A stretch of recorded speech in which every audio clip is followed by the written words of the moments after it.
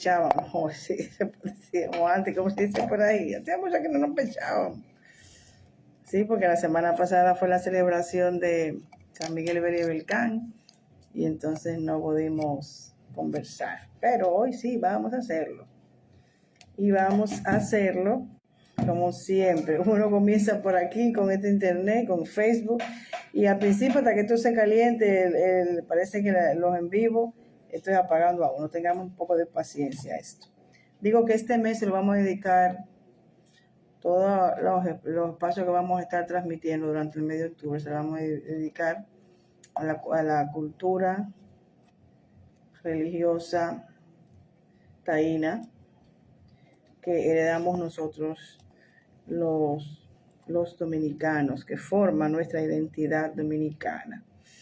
Yo digo taína, pero también, bueno, ustedes saben que habían otras presencias también indígenas, ¿no? En nuestro territorio, pero mayoritariamente nosotros lo que, al menos en vocabulario, eso es lo que hemos heredado. Buenas noches a todos, un placer tenerles por aquí. Les recuerdo que este espacio es una cortesía de la Cofradía Madre Misericordia, una organización sin fines de lucro que alberga a practicantes de la 21 División Dominicana con el objetivo de educar sobre nuestras tradiciones.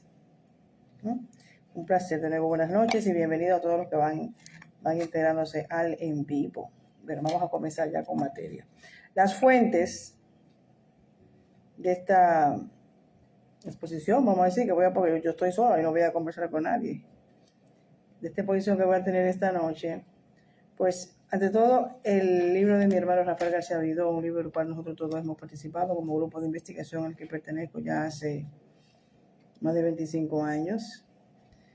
El libro Voces de Bohío, Vocabulario de la Cultura Taína, un libro publicado por el Archivo General de la Nación, colección Cuadernos Populares número 3, y que se está utilizando como un libro de instrucción, ¿no? En escuelas del sistema educativo oficial de la República Dominicana. Y también vamos a apoyarnos en apuntes del profesor Dagoberto Tejeda sobre el tema de los aborígenes. Realmente, les digo una cosa, no hay mucha información y documentación sobre los aborígenes y su religiosidad, exactamente como tal. El trabajo más importante en cuanto a religiosidad, o sea, la religión de los aborígenes, no en cultura general, sino en cuanto a religión, lo recopiló en la región este de la isla nuestra, Fray Ramón Pané,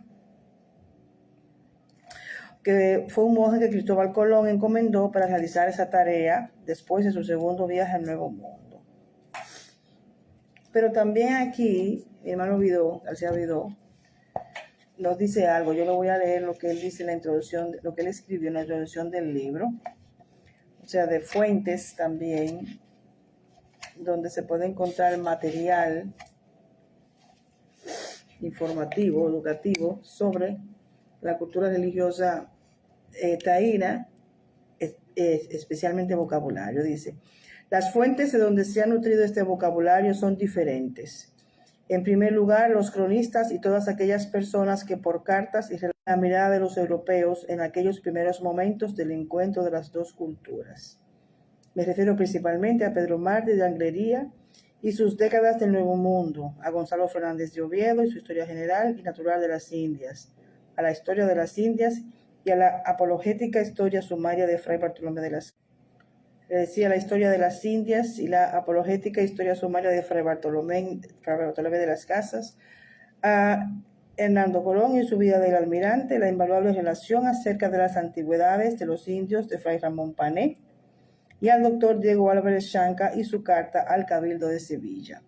Otra fuente han sido los mapas modernos y antiguos como el de Bolonia o el de Tomás Pancacci, que entre otras cosas han servido para rescatar algunos nombres de lugares de la isla de Jamaica. También han sido valiosas las recopilaciones anteriores de voces taínas, como la de Cayetano Coli Toste, recogida en Prehistoria de Puerto Rico, el pequeño diccionario de palabras indoantillanas en 1916 de Rodolfo Domingo Cambiaso, que ya lleva 3 ediciones, y sobre todo palabras indígenas de la isla de Santo Domingo de Emiliano Tejera, e indigenismos de Emilio Tejera, que me han sido muy útiles por las citas de los cronistas y el aporte de los nombres de árboles añadido por el doctor Moscoso Puello. He querido aportar esto de las fuentes, porque después que cada vez que yo hablo y digo que hay material para leer y tal, la gente lo comienza a hablarme después del en vivo, que dónde, que esto, que aquello. Bueno, como esto se queda grabado, ustedes pueden volver a escuchar el en vivo, volver a verlo y pueden tomar nota entonces de esas fuentes donde podrán documentarse mejor y ampliamente sobre el tema que vamos a tratar esta noche. La cosmovisión taína estaba sustentada en que todo lo que existía es el resultado de la voluntad y acción de Dios, de los dioses, los cuales ellos representaban llamándoles semíes. Yo me voy a apoyar en lectura para ir entonces aclarando cosas. O sea, es importante que ustedes lo sepan, que así es que vamos a conversar esta noche. Vamos a ver qué es realmente un semí. Uno escucha por ahí una serie de cosas que vamos a escuchar. ¿Qué es realmente? O sea, lo que aquí mi hermano Rafael García Vidó, en Voces de Bohío, nos describe como un semí. Yo le decía que la cosmovisión taína estaba sustentada en que todo lo que existía era el resultado de la voluntad y acción de los dioses, los cuales ellos representaban llamándoles semíes. Semí, representación plástica de algún aspecto de la divinidad. Escuchen bien. Ídolo de tamaño variable, hecho en madera, algodón, piedra, barro, hueso. Tienen que tomar en cuenta eso, representación plástica. O sea, aquí García Vidó no está hablando, no está diciendo, no está hablando desde el punto de vista semidioses, está hablando de una representación plástica de una fuerza sobrenatural. O sea, parece ser que el semí no era la fuerza sobrenatural, sino lo que se plasmaba en la materia. Entonces dice, ídolo de tamaño variable, hecho en madera, algodón, piedra, barro y hueso. En su significación más profunda, el semí era una llave, un objeto, escuchen bien, un objeto que hacía de intermediario entre los humanos y las fuerzas suprafísicas. O sea, el semí no, la palabra semí no significa semidioses, ni dioses, ni luaces, ni vudunes. Bueno, yo creo que lo estoy diciendo claro. Si no entienden me lo dicen, pero creo que lo estoy diciendo claro. Las regiones y los poblados tenían su semí, o sea, su representación plástica, a semejanza del patronazgo ejercido en el catolicismo por los santos. Para que ustedes vean, ustedes se van a enterar esta noche una serie de cosas que ustedes van a decir, pero ¿cómo funciona el mundo? El mundo ha funcionado siempre como interconectado, sin conocerse aparentemente, haciendo las mismas cosas. Ya en aquel entonces había representaciones de semíes por comunidades, con el patronazgo de esas fuerzas sobrenaturales, o sea, de la misma manera que lo hace el catolicismo con los santos. Y ellos se supone que no se conocían, y ya eso pasaba. Había semíes en la entrada de las cavernas y de los bateyes. A propósito, ahí quiero dejar una cosa clara. Yo he escuchado personas decir que batey es una palabra africana. Y yo, por supuesto, le digo que no, que batey es una palabra taína. Batey es una palabra taína, no es africana. No digan eso porque no están diciendo lo que es. ¿Qué es un batey en lengua taína? Plaza circular o cuadrada, normalmente construida en los yucayeques frente al caney del cacique. Se usaba para actividades públicas, juego de pelota, actividades festivas, porque los taínos jugaban pelota, tenían un juego similar a lo que es la pelota que conocemos hoy día. O sea, que nuestro amor por el béisbol no se crean que es una injerencia de los Estados Unidos. Nosotros yo creo que llevamos eso en el egrego cultural nuestro, llevamos el amor por la pelota, porque nuestros taínos jugaban a la pelota. Entonces, actividades festivas donde se cantaba y bailaba el areíto, ceremonias de carácter religioso y actividades de comercio. Posteriormente se llamó así a la Plaza de las Haciendas Cañeras y más tarde los poblados alrededor de los ingenios, batey principal, y los poblados donde viven los picadores de caña. Batey ni es una palabra creol que es de los haitianos, ni es africana. Batey es una palabra taína. Entonces, continuamos con la descripción de un semí. Quienes allí llegaban, había semíes en la entrada de las cavernas y de los bateys. Semíes es una representación, ya sea en madera, en piedra, en algodón. No es realmente un semí, una divinidad, es una representación, ¿no? Entonces, quienes allí llegaban, o sea, a donde estaba el semí, a la entrada de las cavernas y de los bateyes, quienes allí llegaban, lo primero que hacían era depositar una ofrenda, pidiendo la benevolencia de la fuerza representada por el semí. El semí representaba una fuerza, el semí no era la fuerza. Las personas que ofrendaban, porque yo es que sabe qué pasa, que usted escucha pues, porque los dioses de los taínos se llamaban semíes, no. Los dioses de los taínos no eran semíes, ¿no? No, los semíes es esto que le estoy diciendo. Entonces, las personas que ofrendaban se postraban tocando se prostraban tocando el piso con la frente y las palmas de las manos. Nosotros y todo aquel que tiene iniciación y que conoce de la regla de 8, o sea, la santería cubana, sabe que el saludo que se hace es, fíjense qué casualidad, justamente como lo describe así García Vidó, o sea, tocando el piso con la frente y las palmas de las manos. El mismo saludo. Yo no sé, porque no lo sé. No lo sé. Si ese saludo que le hacen los santeros, practican la regla de 8, a sus orillas, es algo de la diáspora o así llegó al Nuevo Mundo desde tierras yoruba. Lo que sí es cierto es que ya los taínos así saludaban cuando llegaban a una caverna, cuando llegaban a una comunidad, así saludaban frente al semí, exactamente igual como vemos que lo hacen los santeros que practican la regla de 8.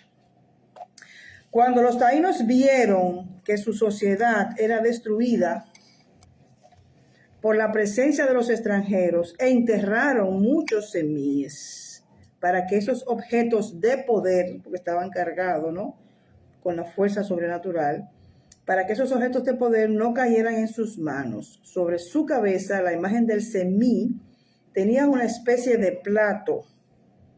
Ustedes lo ven, los semíes tienen como una especie de plato, ¿no?, donde se ponía el polvo de la caoba. Los semíes tenían dones específicos. Por ejemplo, Cuacubugama era el divino señor encargado de las almas en el éter. Es decir, que era un guardián que permitía a uno la comunicación con los ancestros. Maroyu era el que devolvía los moribundos a la vida. Es decir, que estaba relacionado con la curación y estaba en una cueva donde se honraba a Tabeira, la fuerza originaria. También cuando el taíno iba a realizar una empresa colectiva, podía tallar un semí que representara el objetivo de esa empresa. Lo mismo que hacemos nosotros hoy, los puntos de evolución. Los puntos de evolución, yo hice una cápsula donde el otro día hablaba sobre esta insistencia de desconocedores de las tradiciones de nosotros, en el sentido de que en la 21 división no se usan muñecos, pero si la 21 división tiene una división india, y los muñecos es parte, eso yo lo decía, pero de todo el tiempo, desde mucho antes de llegar los españoles, ¿cómo representaban entonces a las fuerzas de las sobrenaturales los aborígenes? Con muñecos. Usted lo oye diciendo, en la 21 división no se usa muñecos, no me diga, pero entonces, ¿por qué hay una división india? ¿Por qué hay una tricultura? Así como se puede poner un santo católico, también se le puede poner al lado un semí. ¿Por qué no? O sea, un muñeco. Aquí lo dice. Hasta lo hacían, hasta lo tallaban para representar el objetivo de una empresa. ¿Ok? Como una concreción de ese ideal o proyecto. Como si merced a ese pequeño ídolo el proyecto tomara forma. Fray Ramón Panés recogió el nombre de los siguientes semíes: Boinayel, Marou o Maroyu, Buyaiba o Baibrama, Corocote, Opillel Guavirán, Guabanet, Guataúba, Cuastrique, Faragubaol y Yocabugama, algunos de los semíes. Entonces, bueno, ya decimos que los semíes tenían diferentes expresiones: protectores personales, protectores familiares, protectores comunitarios, fuerzas que le aseguraban una buena cosecha, por ejemplo, a nuestros ancestros taínos. Les protegían de los huracanes. Yo hablé el otro día sobre el tema de los huracanes, de la lluvia, del fuego, etc. Estos semillas eran responsables de las enfermedades y de curar también las enfermedades. O sea, se utilizaban esas mismas representaciones para ahí hacer los rituales de sanación para las personas. Si algo no fluía bien, se debía a que la fuerza sobrenatural podría estar en cierta manera descontenta por no haber sido invocada o atendida. O sea, este era el entendimiento que se tenía, porque todo se le atribuía a el tema de la religiosidad. No existía indio ateo. Todo aborigen de nuestra isla, todo el mundo era creyente. Nadie, eso de que ateos, no, eso no se encontró. Todos, la religión era, cuando voy a llegar a explicar eso, era la vida. Porque toda la jerarquía, todo lo que era el lineamiento estructural de esa sociedad era religiosa. Bueno, entonces, la deidad principal, las deidades principales más importantes eran, por supuesto, ustedes han escuchado mucho, Atabey, Atabés o Atabeira, la divinidad del absoluto, representada en el cielo azul y en la línea del horizonte, donde se une el cielo y el mar. Madre de Yocajú, o sea, Atabeira era una entidad femenina, ¿ok? Atabetz, el vientre donde todo se forma. Ra es la fuerza que crea la forma. O sea, esa es la descomposición del nombre. Atabetz es el vientre y Ra es la forma. Entonces, posiblemente estos calificativos, más que nombres de la deidad, fueron atributos. Ustedes ven la relación que tiene con María. Con María, tiene una relación importante. María tiene diferentes vocaciones. Atabeira parece que también. Y luego está, aquí dice que es la madre de Yocajú. Claro, de Yocajú se dice de Atabeira ser la madre de Yocajú Guamaurocotí, quien era responsable del crecimiento de las plantas, sobre todo de la yuca, de donde se extraía el casabe, que era un alimento importantísimo para la sociedad taína. Yocajú era la divinidad suprema. El cacique, vamos ahora por la jerarquía, la estructura, ¿no?, social, a nivel de sociedad ya. El cacique era el personaje central de la tribu. Tenía el poder político, social y religioso. No había cacique que no fuera religioso. Por ahí empezaba. Era el equivalente a un rey o a un faraón. Y así vivía. Así vivía. O sea, tenía su caney, que es la zona donde vivía él con lo suyo, y entonces el yucayeque alrededor, que era como el pueblo de los sirvientes. Sí, señora, así mismo. Como en la época feudal, el castillo y los igualitos vivían. Pero esa gente no se habían meturado, como decía Trujillo, con los europeos, ni con los africanos, que también tenían ese tipo de estructura social, de reyes y de subalternos, porque había reyes en África, habían reyes que a propósito vendieron a su gente a los europeos, sin saber que después también se iban a llevar a ellos. Entonces aquí también habían reyes. Por eso cuando yo le hablaba a ustedes de Anacaona y de Caona Bolesia, ellos eran reyes, que se llamaban cacique aquí en lengua taína, pero eran reyes. Ok, entonces ellos ahí eran como los faraones también en el Antiguo Egipto, que era la composición total, política, religiosa y de todo. y encima era una monarquía, porque eso no había elección. O sea, los hijos de Anacaona y de Caonabó, si Caonabó no se hubiese muerto en el trayecto a Europa, y si, porque vuelvo y repito, se dice Caonabó, no Caonabo, pero ya es difícil de que la gente, todo el mundo, pues el nombre realmente como se pronunciaba era Caonabó. Los hijos de Caonabó y de Anacaona, si hubiese continuado, ¿no? El cacicazgo de ellos sin la alteración de la presencia colonial, ellos hubiesen sido los sustitutos de sus padres como reyes. O sea, había una monarquía. Aquí no habían elecciones. Era todo de esa índole. Eso yo les digo porque, ¿me entienden? Que el mundo está como interconectado. Sin conocerse, las diferentes sociedades hacían lo mismo, señores. Ustedes van a ver porque voy a seguir diciéndole cosas. Entonces, bien. Le seguía al cacique la autoridad del veique, el gran sacerdote, que también habían sacerdotisas, dicho sea de paso, también las habían. El veique era el responsable, escúchenme bien, sobre todo a los servidores de misterio de la 21 División Dominicana, cuando uno habla de la ética. Porque uno dice que nosotros los servidores de misterio tenemos que tener una ética, tenemos que tener un estilo de vida que sea ejemplar. Porque en todas las sociedades el sacerdote siempre está para dar el ejemplo. Fíjense, ya eso, así lo hacían los taínos. El veique era el responsable de organizar el culto religioso, de comunicarse con los dioses, de realizar los rituales de curación, relacionarse con los muertos, educar a los hijos de los caciques. Ser importantísimo, la memoria social colectiva. ¿Ustedes saben lo que es eso? Ser la memoria social colectiva y transmitir las tradiciones a los niños, a los jóvenes y ser consejeros de los caciques. La responsabilidad del veique era, como ustedes lo ven, cargaban en sus espaldas responsabilidades de la marinera. Los taínos creían en la inmortalidad del alma. No se separaba el cuerpo del alma. Y el ombligo, esto es muy curioso, yo sé que algunos de ustedes lo saben, pero como yo sé que por estos en vivo lo sigue mucha gente que no tiene mucha información, para eso estamos nosotros aquí.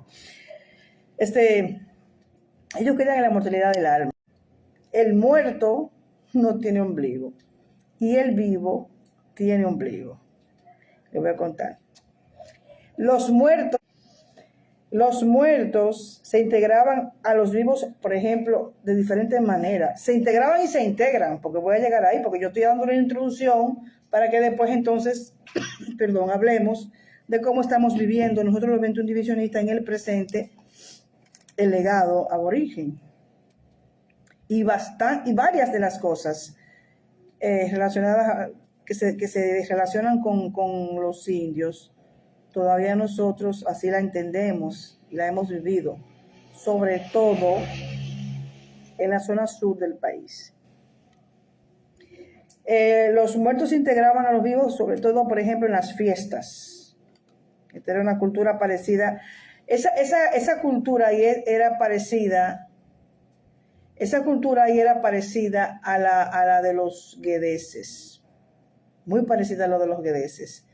Yo realmente le digo una cosa, observando el culto a los muertos en las diferentes corrientes animistas afroamerindias, yo no he encontrado nada que se parezca a lo de los guedeses. Solamente la única relación que he encontrado del culto a guedeses y el comportamiento, mejor dicho, de los guedeses, es el comportamiento de los muertos en la cultura taína.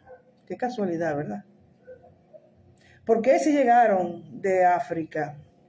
Si el culto a los muertos llegó de África, tal cual, como aquí se nos quiere hacer entender. Los guedeses, ustedes no lo ven expresarse de esa misma manera en ciertas tradiciones afroamerindias. Mas, sin embargo, cuando usted estudia el comportamiento del muerto taíno, se da cuenta que es el muerto guedé, el que nosotros llamamos guedé.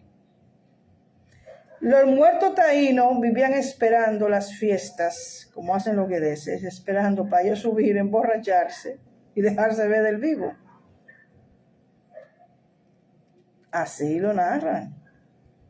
estas recolecciones de información. O sea, el muerto se metía en las fiestas de los vivos a disfrutar y eran descubiertos, ¿sabe qué? Cuando en la noche y sin la luz, entre los cantos y los bailes, veían que ese que estaba ahí no tenía ombligo. Entonces, como el muerto no tenía ombligo, como el vivo tenía, la diferencia entre el muerto y el vivo era que el vivo tenía ombligo y el muerto no, sabían diferenciar entre los vivos y los muertos, pero estaban todos bailando. De la misma manera en que nosotros practicamos aquí en nuestra isla, aquí en la isla,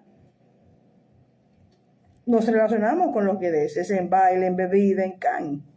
Que dicho de paso, la palabra can es una palabra taína.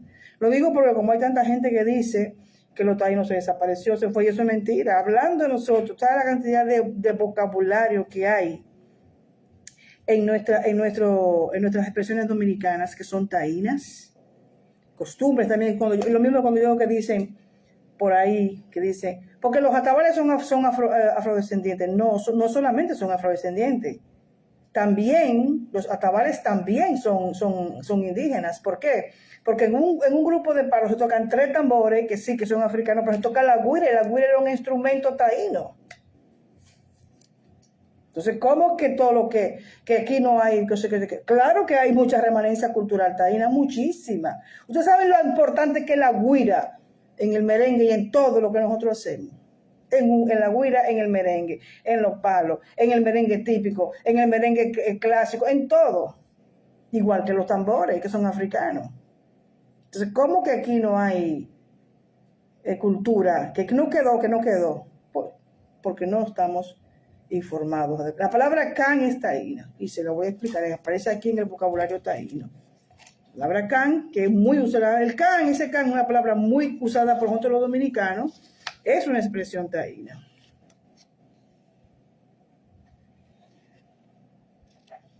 La maraca, bueno, hay maracas taínas y también hay maracas africanas, de las dos formas. Ambas, sí. Hay maracas también que son, sí, claro que sí. El maraco también es taína, claro que sí. Pero también los africanos tenían otras maracas más grandes, pero el maraco, como le llamaban los taínos, claro que sí, mi hermana, claro que es taína también, por supuesto que sí. Can, ¿qué es un can? Un círculo, un centro, lugar donde se cocina y se reúne gente, según Cambiaso, ¿no? Actualmente es sinónimo de fiesta, de chercha y de relajo, ¿verdad? Un can era un sitio donde se reunía la gente para cocinar, para compartir y demás. Eso era un can para los taínos. Bien, entonces, ya les dije cómo el tema. Soraya, que es un nombre, Soraya es una palabra taína. Yo me río porque yo me acuerdo cuando yo conocí personalmente a Soraya Aracena, yo le dije, muchacha, tú que tanto brega y habla de la herencia africana, pero tú eres una indígena total, tú no hablas de lo tuyo, porque hasta el nombre, tú la ves y es una indiecita así taína, ella chiquita y su pelo y su color, y el nombre Soraya lo dice todo. En el Soraya era y es el nombre de la isla que está localizada hacia el sol poniente, o sea, hacia el oeste. Una isla que está localizada hacia el oeste. Es una suerte de paraíso donde descansan los espíritus. Y allí eran realmente felices, o se supone que siguen siéndolo, porque el padecimiento se vivía en la tierra. Muy importante este dato. Desde ese lugar, desde Soraya, en un espacio específico que yo le decía, Soraya era la isla, perdón, pero el punto se llamaba Xiaobay, me parece que es Xiaobay, se escribe con C, Xiaobay. Desde ese lugar ellos podrían visitar a los vivos, disfrutar de sus fiestas, pero solo de noche, ya que de día estaban convertidos en piedra. Entonces, fíjense bien, el infierno, que no existía esa expresión, ni ese entendimiento como tal, pero para más o menos, el infierno para los taínos era la tierra. No había otro espacio. El día que usted se murió, usted iba a gozar, a disfrutar, a ser feliz y hacer todo lo que hacen los vivos, pero sin responsabilidad, sin tener que levantarse a las 5 de la mañana para tener que estar cogiendo lucha en esos tapones para ir a trabajar. Hoy por ahí se hizo viral ayer, me parece que una joven que está diciendo que quiere que la mantenga porque no le gusta trabajar y la gente atacando. La partida de hipócritas, sí, la mayoría de la gente quisiera esto. No, pero venga acá, si la mayoría de la gente no quiere trabajar, la gente quisiera poder vivir más cómoda su vida. Si el trabajo, como lo dice el Leguito de la Batalla, el trabajo lo estudió como castigo, por eso hay que pagarle a uno para que uno trabaje. Es que la gente como que no queremos reconocer la realidad. Y esa muchacha por lo menos fue honesta.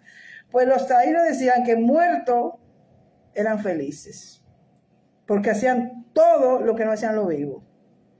Los guedeses, tal cual, el misma forma, cuando un guedés sube en un fequete o en una ceremonia paguera, usted lo ve que ellos vienen felices y ¿me entiende? Exactamente lo mismo que el muerto taíno. Y que el sufrimiento y el padecimiento se viviera en la tierra.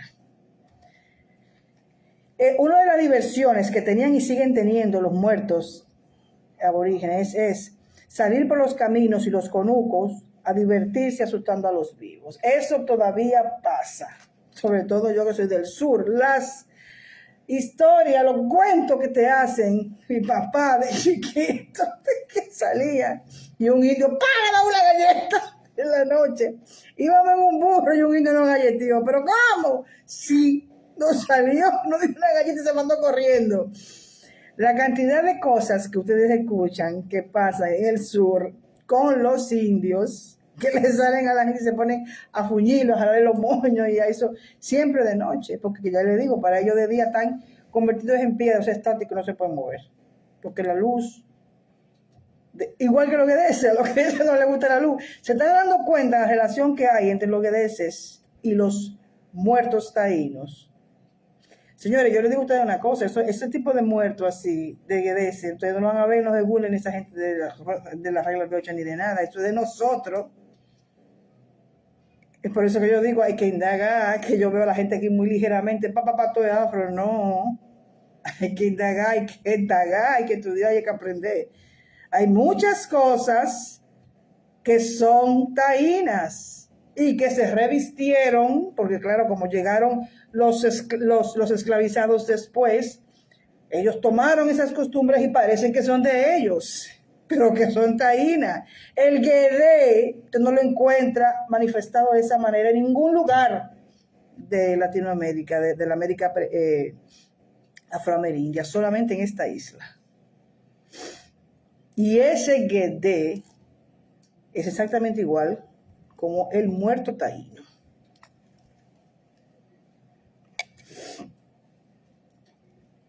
La vida de los muertos era igual que la de los vivos, ya lo he dicho variamente, pero eran completamente felices. Los muertos eran, porque realmente nosotros, por ejemplo, en nuestro grupo de investigación, hemos hecho contacto con bastantes muertos, espíritus taínos que no son felices, esa es la realidad, no son felices.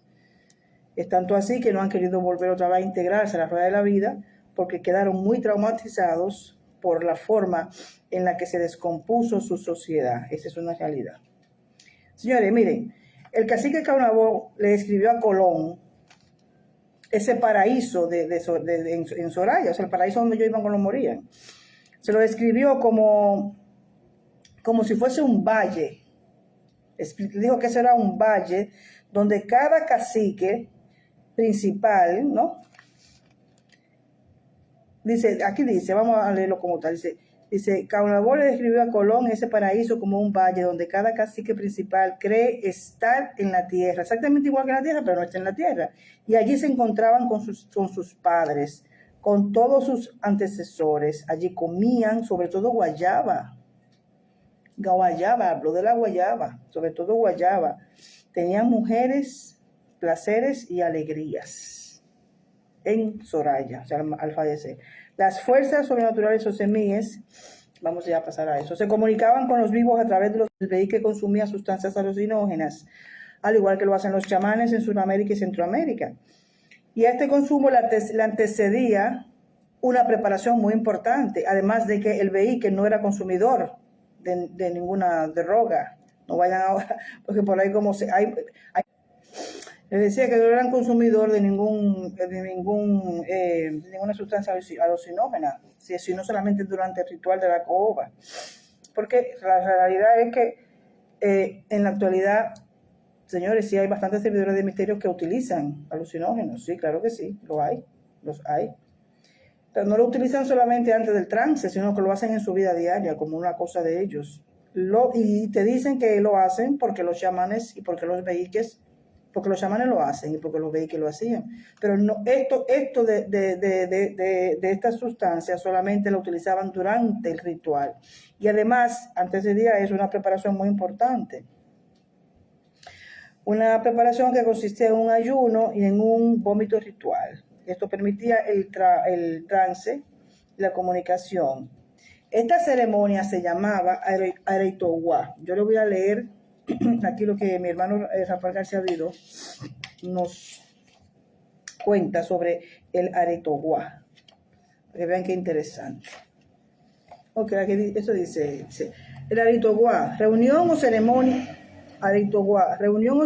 para recibir enseñanzas de las deidades. Pedro Mártir, en década séptima, en el libro 10, describe una de estas reuniones que, según narra, eran convocadas por el cacique valiéndose de pregoneros. Acudían hombres y mujeres, jóvenes y viejos, convenientemente ataviados,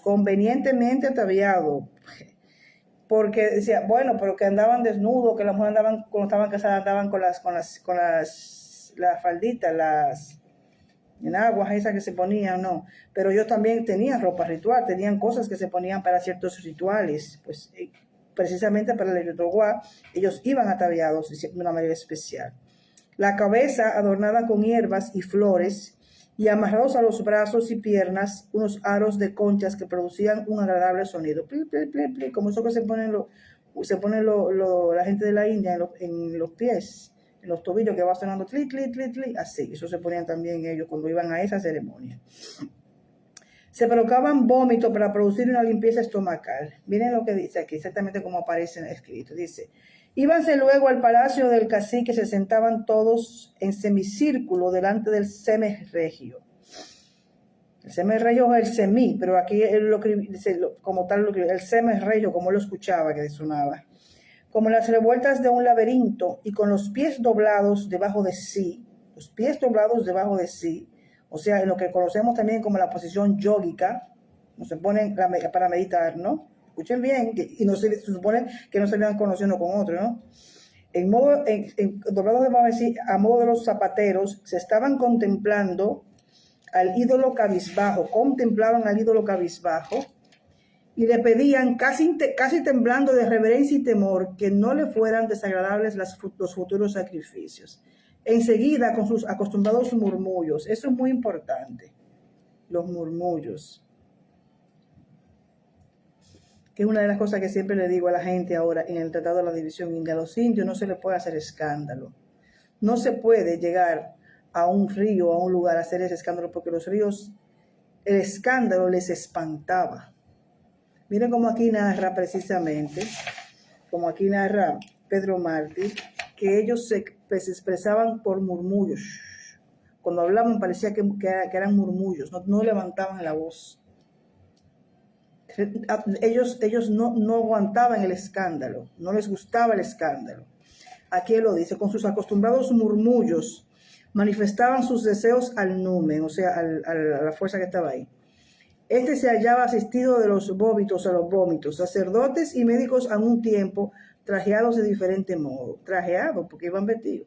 Esta ceremonia incluía una ofrenda de alimentos que, luego de ser presentados al semí, eran repartidos entre los concurrentes.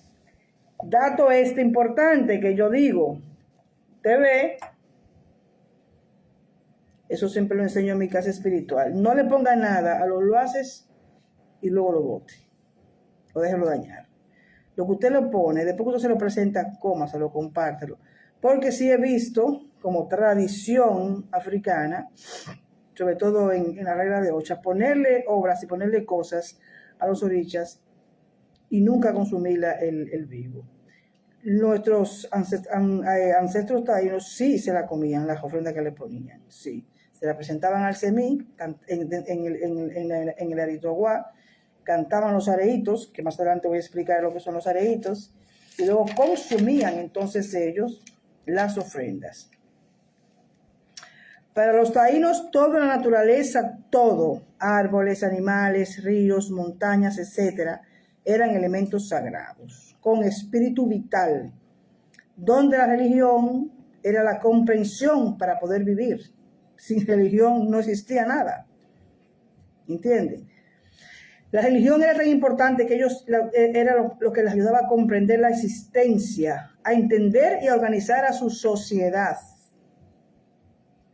A entender y organizar a su sociedad. Y además la religión era un camino para llegar a los dioses. No existía un indio sin Dios. No existía un indio sin Dios y sin religiosidad. No existía. Eso era parte de la vida. Tener una creencia espiritual y una disciplina. La actualidad en la división india dominicana. Bueno. Sinceramente, nada que ver. Porque ustedes me han escuchado como que yo vivía en su espiritualidad. Nada que ver. Nada que ver. Cuando yo les cuento y les digo lo de los indios que se ven, que salen, que eso, que viven jugando con la gente. Exactamente, Cris, la religión era su estilo de vida. Cuando ustedes, y la ética, había mucha ética, muchos escrúpulos y ética también, porque esa es otra de las cosas también que heredamos nosotros de los ancestros taínos, los escrúpulos. Los escrúpulos no llegaron como la gente piensa a través de la religión católica nada más. Eso de poner lo que es moral y lo que es inmoral, no, ya eso existía. Porque fíjense, por ejemplo, con el tema de los alucinógenos, déjenme decirle eso. Aquí yo le voy a hablar un poco de la caoba, espérense, para que ustedes vean lo que era. El que consumía caoba, o sea, alucinógenos, fuera de ahí, que no era veíque, lo castigaban. Eso es muy importante, lo que yo le voy a enseñar. Ahora mismo se lo voy a leer, lo que era la caoba, cómo, en qué consistía eso, y para que ustedes vean la ética que ellos tenían, ¿entiende? Las normas de convivencia que tenían, que no era así como la gente piensa que se hacía de todo. Caoba, polvillo hecho de las semillas de una planta, la pitadenia peregrina, que era inhalado con instrumentos especiales por la nariz por caciques y huitíos, en ceremonias en las que buscaban comunicación interdimensional con los ancestros y las divinidades. Escuchen, el insumo de la caoba estaba restringido a la clase dirigente, de manera tal que quien lo usara sin estar autorizado era penalizado. Penalizado. Las ceremonias que se usaban en la caoba regularmente se hacían en espacios techados. Me supongo que será para que se concentrara el polvillo y no se lo llevara el aire, ¿no? El viento.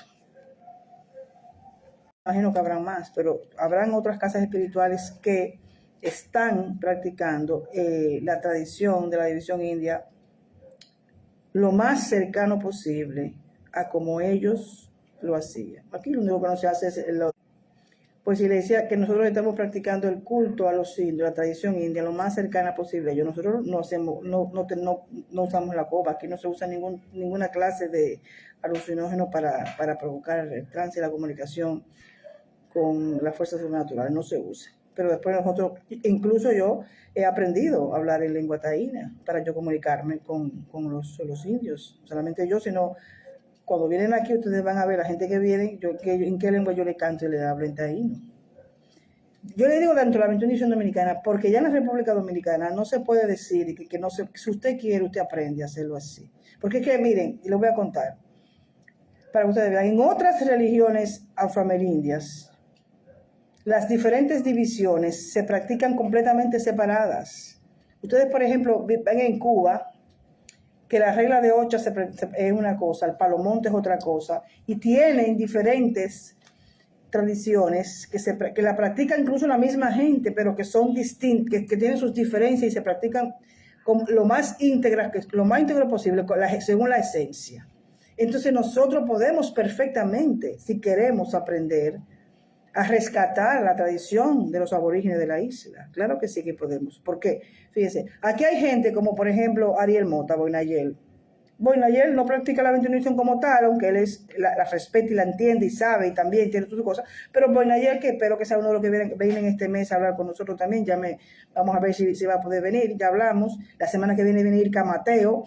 Boinayel y Irka Mateo son dominicanos y ellos en este momento están haciendo una vida según la cultura de la religión taína. Y en Puerto Rico también, en Puerto Rico eso es una cosa que está bellísimamente organizado. Nosotros podemos si queremos, pero ¿cuál es el problema? Y es que la tradición de los aborígenes nuestros no acepta la hechicería. Los aborígenes taínos no eran hechiceros, no practicaban magia, no hacían nada de eso. ¿Me entienden? La comunicación con las fuerzas de la naturaleza era para protección y progreso de sus cosas en el momento, como la cosecha, la protección a la lluvia, y para crecimiento, como yo le dije, ¿qué buscaban, qué esperaban ellos? Llegar al encuentro con los dioses. Entonces, ¿les puede interesar a muchos servidores de misterio eso? Pues no. Porque si ustedes me dijesen a mí que hay muchas recetas y muchas cosas y mucha brujería que hacer con los indios, ellos les interesaría enseguida y aprender, como están Puerto Loco aprendiendo del vudú haitiano. Les encantaría enseguida. Usted le dice, no, porque entonces con los indios se puede hacer una barra de tal manera, ellos tienen tal cosa y fueran corriendo a querer aprender, pero como no hay nada de eso, no hay dinero para ganar, no hay comercio, les importa un pito. La tradición religiosa cultural de nuestros aborígenes, no les interesa aprenderla. Y entonces tienen ahí un tratado de división india que no representa prácticamente nada, porque encima le ponen imágenes de indios que ni siquiera eran taínos. ¿Me entiende? De caciques y de indígenas que ni siquiera eran taínos. Y eso es lo que tienen en sus puntos indios. Le ponen alimentos que no tienen nada que ver con eso, con los indios ni nada. O sea, eso es completamente, le ponen botella de refresco, le hacen muchísimo ruido, van a los ríos a tocarle unos palos ruidosos y una cantidad de cosas. Cuando yo les estoy diciendo a ustedes cómo describen que ellos se comunicaban, que era casi murmullo. ¿Qué es un areíto? Un areíto era lo que ellos cantaban, lo que ellos hacían en el Aiteroa. Una cosa sublime. ¿Qué es un areíto? Escuchen bien lo que es un areíto. El areíto, expresión poética, musical y danzante de la cultura taína. Eran cantos improvisados, acompañados de baile que manifestaban, sacaban de dentro del sentimiento. Podían expresar una gama de emociones desde el júbilo a la pena y referirse a aspectos sociales, históricos o personales. Una persona daba la pauta del canto y el baile, que era repetido por los participantes, agarrados de las manos o enganchados brazo con brazo. Ustedes han visto cómo hacen los salseros, ¿verdad? La salsa, que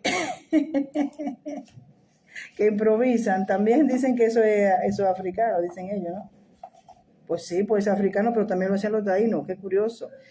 Cuando están cantando una salsa, ustedes ven que después que ya, en eso era un experto Maelo Rivera, o sea, después que ya salieron de lo escrito por el autor, ¿no? Entonces comienzan ellos, no recuerdo ahora, si ustedes me pueden ayudar, ¿cómo que se llama? A improvisar, y nosotros a seguirle. Eso era el areíto. El areíto. Eso era el areíto. Ustedes no sabían, pues ya lo saben. Si no lo sabían, ya lo saben. Eso era el areíto, fíjense. Entonces, claro, ¿por qué no interesa aprender todas estas cosas y hacerlo así? ¿Por qué no interesa aprender? Me van a decir a mí que no pueden aprender lengua taína, no me digan. ¿Por qué entonces en Puerto Rico hablan tanto taíno? ¿Y por qué nosotros pudimos recopilar toda esta información? Los soneros también, mi hermana, exactamente. Recopilar todo esto es un vocabulario taíno. Aquí ustedes pueden aprender a hablar lengua taína. Lo que nosotros no podemos aprender a hablar idioma fon ni daomé porque no tenemos nada de eso. No, eso sí es verdad que no lo tenemos. ¿Por qué? No lo sé. Porque fíjense que en Haití hablan en creol, el creol es una derivación del francés. Nosotros, en Cuba sí hablan yoruba, pero nosotros no podemos hablar ni en Fon, ni en Dahomey, nada de eso, ni lengua Fon no podemos hablar.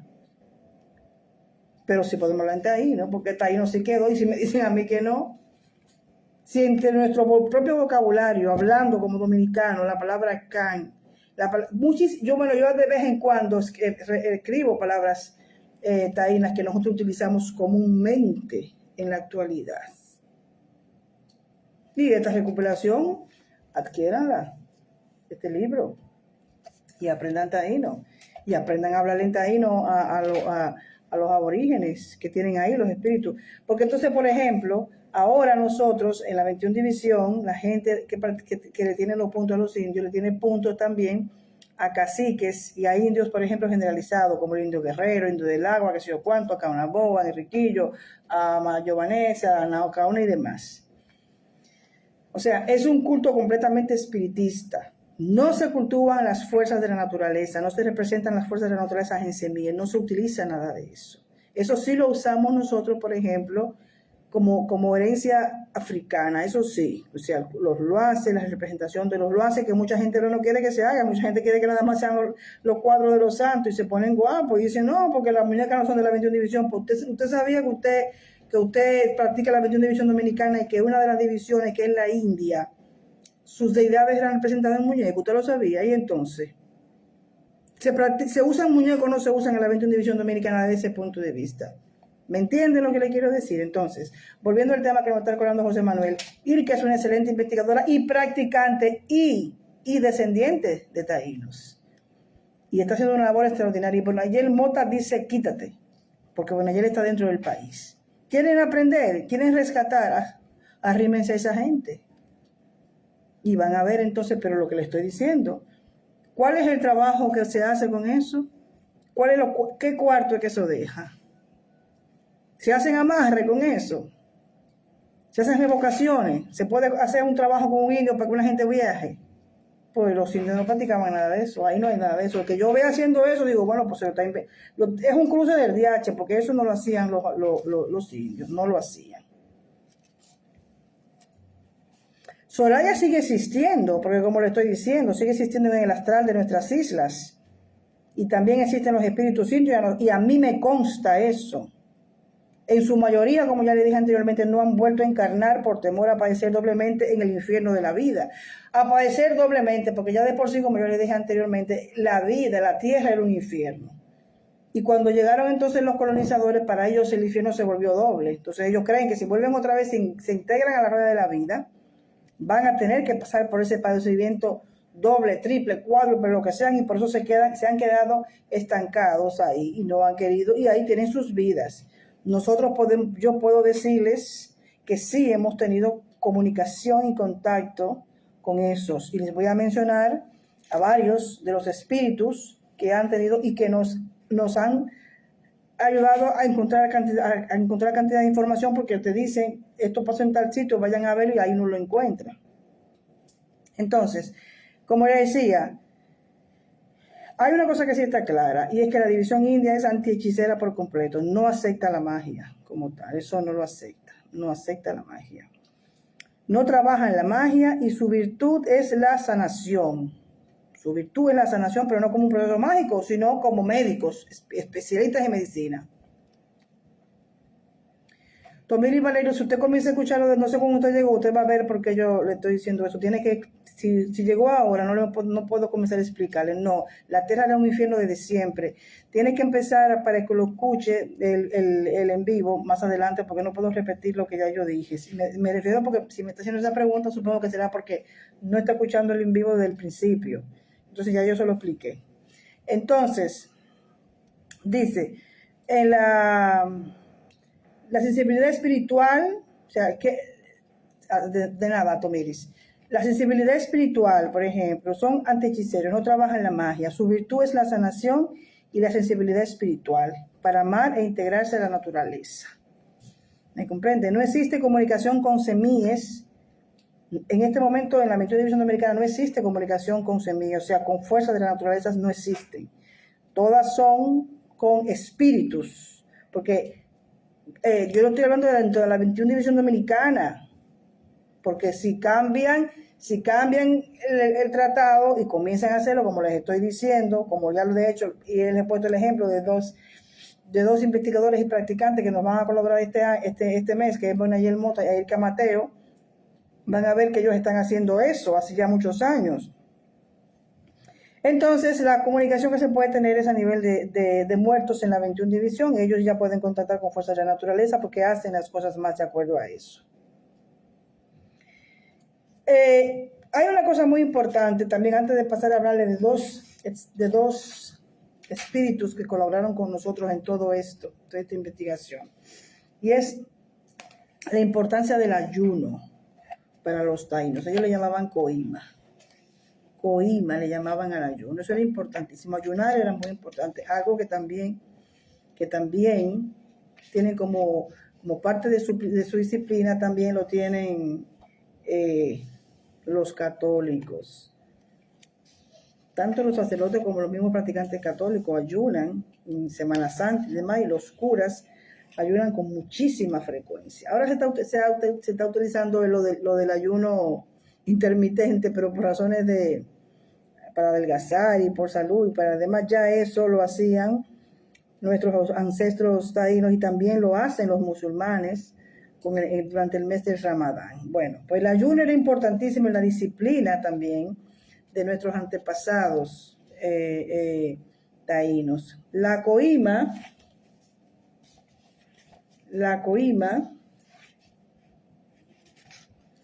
yo le voy a decir,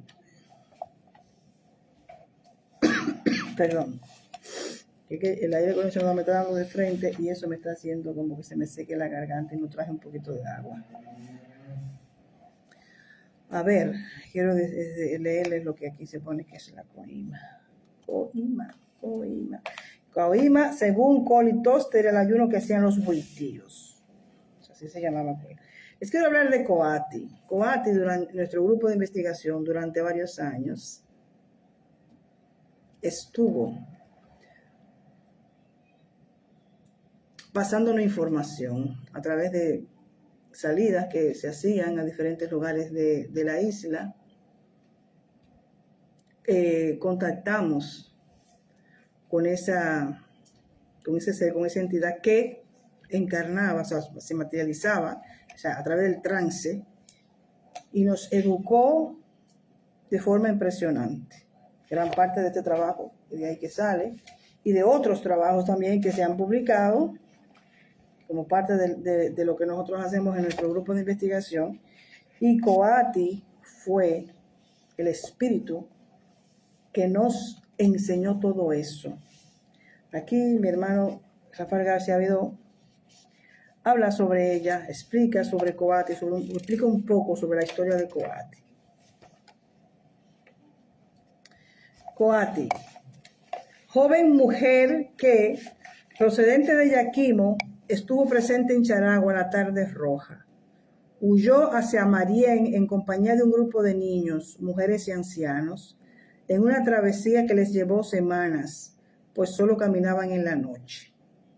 Coati estuvo siendo preparada en su niñez por su abuelo Cutanaí para ser sacerdotisa de la sabia madre, o sea, de Nuna, que también le voy a decir. Por eso visitó el sitio de Yuboa en varias ocasiones. Yuboa, que está en la provincia de, ¿cómo se llama? Bonao, pero no es Bonao, tiene otro, en Bonao. Yuboa es un río que está en Bonao.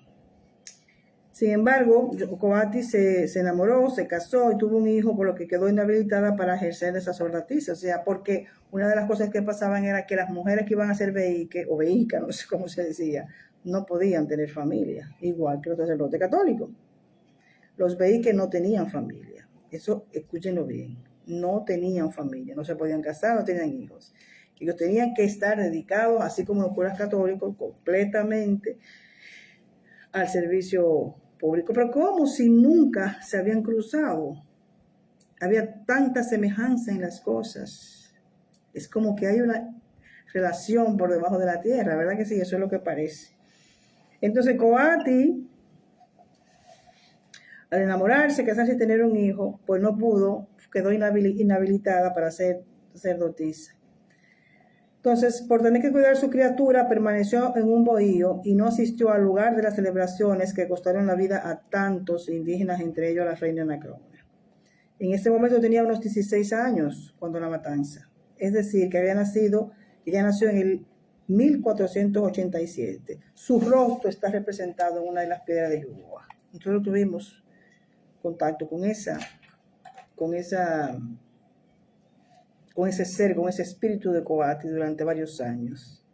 Pues ella se despidió, dijo que ya no iba más a comunicar nada, porque le tocaba, porque ella, una de las cosas que ocurría con ella era que ella no quería volver otra vez a integrarse a la vida, a la rueda de la vida. Y eso se hicimos una especie de trueque, nosotros a ella le apoyamos y le ayudamos para que ella volviera otra vez a nacer, y ella entonces a cambio nos dejó toda esa información que nos ha servido para poder nosotros también, desde nuestros centros, nuestros grupos espirituales, a llevar el tratado lo más semejante posible a como ellos lo hacían, y también para informaciones históricas muy importantes que se han ido confirmando, porque se han ido confirmando. Nuna la sabia madre, la cual se utilizaba una servidora de misterio, una sacerdotisa de nombre Yoima, allá en Yugoa también, en la plaza ritual que había en Yugoa. Ahí Nuna, o la sabia madre Nuna, hablaba a través de Yoima. Y Coati asistía, porque vivía por esa zona, asistía y escuchaba, aprendía de la sabia madre. O sea, es como, por ejemplo, viéndonos aquí, para la realidad de nosotros ahora en 21 División, que Anaísa utilice la materia de Doridantó para hablar y decirle cosas a la gente. Entonces, Juana venga a escuchar a Anaísa siendo canalizada por Doridantó, por ejemplo. Eso era lo que pasaba. Entonces, Coati escuchaba a la sabia madre, a Nuna, hablar a través de una servidora de misterio, caballero de misterio, que se llamaba Yoima. Entonces, Coati aprendió mucho de Nuna a través de la canalización que Yoima daba. Entonces, de ahí fue que ella aprendió tanta espiritualidad que nos la transmitió a nosotros. ¿Ustedes se fijan? O sea, lo que quiero decirles es que en este mes que conmemoramos el encuentro de las dos culturas, quizás sea un momento de lo que tienen interés, que dicen, realmente quiero acercarme a la división india. Es un momento de desaprender. Esta conversación yo la he tenido hace ya años en diferentes grupos de Facebook con servidores de misterio y demás, y se niegan a desaprender y aprender. Incluso yo he hablado hasta de la misma ofrenda. Yo he dicho, miren, me consta de que incluso esos espíritus se pueden hasta sentir en algún momento hasta ofendidos por ciertas cosas que le ponen de ofrenda. Me consta, porque lo han dicho. Ellos lo han dicho. Nos lo dijeron a nosotros. ¿Por qué no ponen esto? ¿Por qué nos hacen recordar momentos que no queremos recordar? Y yo se lo dije a esa gente. Decía, no, porque ellos no aceptan todo. Mentira de ustedes, no aceptan todo. Lo que hacen es que los ofenden. No es verdad eso. ¿Qué cuesta desaprender para aprender? Cuando yo digo, pues usted le pone una caña. ¿Usted sabe lo que representa una caña? Para el espíritu de un aborigen. Ustedes saben lo que en su momento fue para ese espíritu lo que fue la caña. ¿Y por qué usted se la pone? ¿Por qué mejor no le pone su tabaco? ¿Por qué no le pone una pitahaya? ¿Por qué no le pone el maíz? ¿Por qué no le pone casabe? ¿Por qué no le pone lo suyo? Lo que realmente en esto que era el tránsito infernal, por decir, que tampoco era que consideraban que era un infierno, sino que era donde no se vivía feliz. Mientras que en Soraya se vivía feliz. Ese era el entendimiento que yo tenía. Entonces, ¿por qué no le pone esas cosas que a ellos, cuando estaban en vida, les gustaban y hacían? ¿Por qué? Porque tenemos que entender que las cosas que se le ponen muchas veces son las que les recuerdan su drama por el cual ellos no quieren volver otra vez a encarnar, no quieren volver otra vez a integrarse a la rueda de la vida, porque creen que van a sufrir el doble de lo que sufrieron. ¿Me entienden? Que van a seguir sufriendo más de lo que ellos en su momento sufrieron. Yo pienso que hasta un poco hasta de piedad. Hasta de piedad.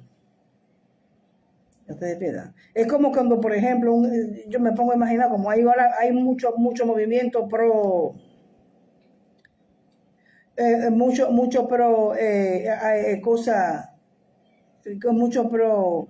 La caña la introdujeron aquí los amos para ponerlos ahí a trabajar como animales, Omar, ¿entiendes lo que quiero decir? O sea, la caña no es de esta tierra, no era un alimento que ellos que ellos lo cultivaban y que formaba parte de su vida rutinaria. La caña lo convirtió a ellos en más esclavos todavía, ¿entiendes? O sea, ponerle caña es recordarle su condición. Es como que nosotros, por ejemplo, canalizando un espíritu africano, cuando el espíritu africano suba, usted coge un látigo y comienza te da latigazo de entrar. ¿Y por qué usted le hace eso? ¿Por qué usted, cuando el espíritu sube, usted coge un látigo y comienza a darle latigazo? ¿Por qué hace eso? ¿Para qué usted jala en un espíritu para que entonces, y ese cándalo que le hacen en los ríos, y toda esa botella y toda esa cosa, ellos no tienen nada que ver con eso, ellos murmuraban cuando hablaban. No tiene nada de malo desaprender y volver a aprender, y hay forma para hacerlo, hay maneras para hacerlo, hay quienes pueden enseñarles a hacerlo. Sí, porque nosotros no lo sabemos todo, no lo sabemos todo, y no me vean con la historia esa de que el indio le está enseñando mentira, porque es que los indios no... Anacaona, Enriquillo, o sea, la división india como se practica en la República Dominicana, como se practica en la 21 división, no tiene nada que ver con la realidad de la tradición cultural religiosa de los aborígenes de nuestra isla. Los marialonceros en Venezuela, ellos vienen haciendo un trabajo en ese sentido. Mi hermano por ahí, Eloy, sabe cómo ellos sí están haciendo un trabajo en ese sentido, pero nosotros aquí no. Y lo grande del caso es que no les interesa mucho de ellos, pero yo le dije por qué. Porque ¿qué van a hacer con eso? Pueden hacer amarre, pueden hacer revocación, pueden hacer papel a la gente, como lo que... No hay devoción realmente en la 21 división, lo que hay es negocio. Y los aborígenes, su religión no era un negocio, era una devoción. Era una devoción. Si ustedes supieran, la magia no llegó de todas partes de África, fue de un punto específico. La gran mayoría de los esclavizados no practicaban magia. Escuchen, lo repito. La gran mayoría de los esclavizados que llegaron aquí no practicaban magia. Era devoción, igual que los ancestros taínos. Era devoción. Una parcela. Ciertas naciones practicaban la magia, sobre todo, por ejemplo, los congos. Pero no era cierto que la magia era algo característico en todos los grupos de esclavizados que llegaron aquí. No. Para nada. Para nada. Y después también la magia se ha utilizado mucho en Europa. Ya cuando llegaron aquí los españoles, ya ellos se habían hecho 20,000 veces, 20 millones de mal de ojos se le han hecho a los españoles en su tierra. Ustedes saben lo que los españoles... Ustedes saben cómo se viven, yo que viví en España, se viven rezando el mal de ojo, porque aquel me hizo el mal de ojo, porque aquel me hizo... Sí, señor, en España, gente que no practican 21 división y que son católicos. La maldición de los gitanos, no la conocen también, que el gitano te tira una palabra y te maldice, te cruzado. Todo eso llegó aquí también con los europeos. ¿Ustedes se creen que fue que todo el esclavo que llegó aquí fue así, brujería y cosas? No, también llegó bastante mala costumbre de esas, de Europa. Sí, señor, claro que sí. Bastante mala costumbre, porque sí, lo digo, eso es mala costumbre. Ayudarse a una cosa dentro de la devoción para lograr algo, eso es un tema. Y eso de las hechicerías y todo, es otro tema. Pero que ese otro tema de la hechicería es una parte vital en muchos centros de servicios Fíjense cómo se llaman, centro de servicio de la 21 División Dominicana, no se llaman centro de devoción, son centros de servicio, altares de servicio, no altares de devoción. ¿Qué les puede interesar la división? ¿Qué les puede interesar la división india? Desaprender y volver realmente a rescatar la cultura religiosa india. No les interesa, porque ahí no hay dinero. Este mes vamos a hacer todo el esfuerzo posible por cada jueves de 9 a 10 y pico, porque siempre va a pasarme un poco, hablar sobre la verdadera cultura religiosa de nuestros aborígenes. La semana que viene vamos a tener como invitada a Irka Mateo. Y vamos a ver, como ayer hablamos también, nos estamos poniendo de acuerdo a ver cuándo va a poder venir a conversar con nosotros. Pero Irka viene el jueves que viene, el jueves 13, espérenla por aquí, que va a ser una conversación muy interesante. Les agradezco la atención, que tengan muy buenas noches y como siempre les digo, les quiero más que ayer, pero mucho menos que mañana. Un beso.